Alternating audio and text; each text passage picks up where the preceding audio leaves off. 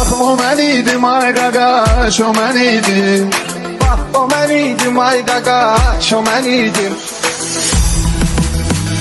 Sən seçilərdin həmişə qanacaqla, məhlədə dostluq etmisən çox uşaqla. Amma biri vururdu səni şapalaqla, böyüdü səndən 2 yaş, o mən idim. Böyüdü səndən 2 yaş, o mən idim. Ay çox da ki dostun qocalıb tanıyaydın, Çıraqda diqqətli olub tanıyaydın. Bari adımı yadıma salıb tanıyaydın. Dahi Nəsimi ilə adaş, o mən idim. Dahi Nəsimi ilə adaş, o mən idim. Haçan sözün qüvvət olub kəlməvizdə, tanınmısız həmişə öz bölgəvizdə.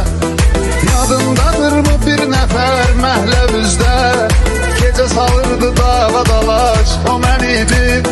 Gecə salırdı dava dalaş, o mən idim. Ay Nəsiminim çıxmazsan meydanından, demək olar daha vezmisən öz canından. Sən dalaşanda bir nəfər eyvanından, fışqırırdı abala yavaş, o mən idim. Fışqırırdı abala yavaş, o mən idim. Bak o mən idim ay qaqaş, o mən idim. Bak o mən idim ay qaqaş, o mən idim.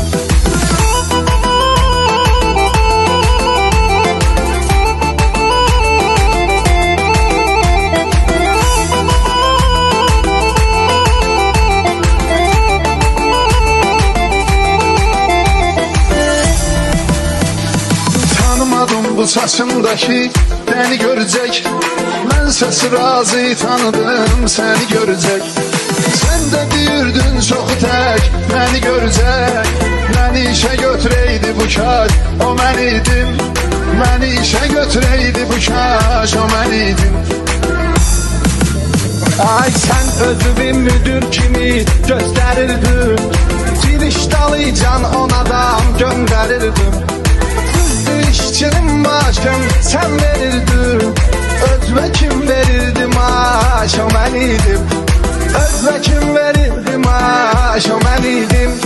Hazı olub daha üzmüsən əlbi kefdən, sən də payımı götürmüsən o şərəfdən. Sən atanda şeytana daş yan tərəfdən, biri də atırdı sənə daş, o mən idim. Biri də atırdı sənə daş, o mən idim. Ay bir nəfər səni hər gecə qorxudurdu, bekar adam idi gecələr mıt tuturdu. Biz vesli zəng eləyib mıt tuturdu, sən də qoşurdun ona baş, o mən idim. Sən də qoşurdun ona baş, o mən idim. Bak o mən idim ay qaqaş, o mən idim.